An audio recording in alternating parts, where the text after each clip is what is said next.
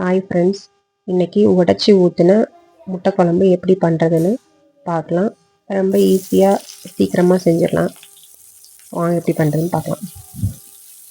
அதுக்கு ஒரு கடாயில் கொஞ்சமாக எண்ணெய் ஊற்றிட்டு 2 பெரிய வெங்காயம் எடுத்திருக்கேன். அது 2 நல்லா கட் பண்ணி அதை போட்டு நல்லா வதக்கி விட்டுக்கலாம். தேவையான உப்பெல்லாம் போட்டுட்டு நல்லா வதங்கினதுக்கப்புறம் 3 தக்காளி, மீடியம் சைஸ் தக்காளி எடுத்திருக்கேன். அதை நல்லா கட் பண்ணி போட்டு அதை நல்லா வதக்கிக்கலாம். அதுக்கப்புறம் கொஞ்சமாக தேங்காய், ஒரு கைப்பிடி தேங்காய் போட்டு அதை நல்லா ஃப்ரை பண்ணி எடுத்துட்டு அதை நல்லா ஆற வச்சு மிக்ஸி ஜாரில் போட்டு எடுத்துக்கலாம். அதுக்கப்புறம் ஒரு கடாயில் கடலெண்ணெய் ஊற்றி கடுகு, கருவேப்பிலை, பூண்டு, 5 பல் பூண்டு, சோம்பு எல்லாம் போட்டு நல்லா ஃப்ரை பண்ணி எடுத்துக்கலாம்.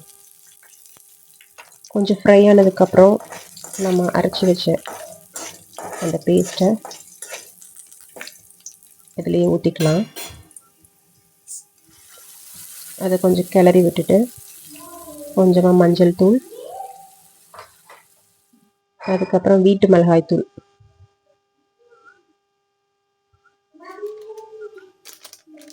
வீட்டு மிளகாய் தூள் 1.5 ஸ்பூன் போட்டிருக்கேன்.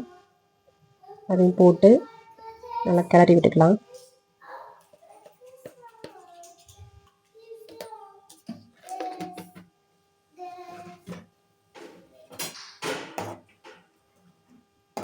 நல்லா மிக்ஸ் பண்ணதுக்கப்புறம் முட்டையை எடுத்து உடச்சி ஊற்றிக்கலாம்.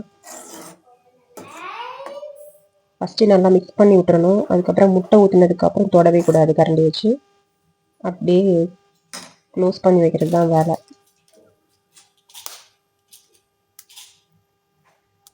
உடச்சி ஊற்றியாச்சு.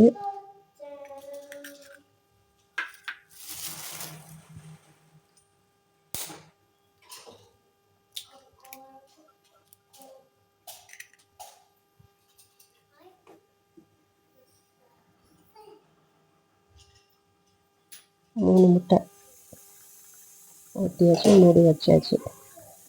5 நிமிஷம் தான் குழம்பு ரெடி ஆச்சு ஜாமுன்னு. அப்படியே மேட்டாப்பில் கொஞ்சமாக கொத்தமல்லி எல்லாம் தூவி விட்டால் ரெடி ஆயிடுச்சு. எடுத்து அப்படியே பிளேட்டில் போட்டுடலாம். அப்படியே பாப்பா சாப்பிட்டு பார்த்துட்டு எப்படி இருக்குன்னு சொல்லுவாள். முட்டை குழம்புனா ரொம்ப பிடிக்கும். எப்படி இருக்குது? சூப்பரா இருக்குது.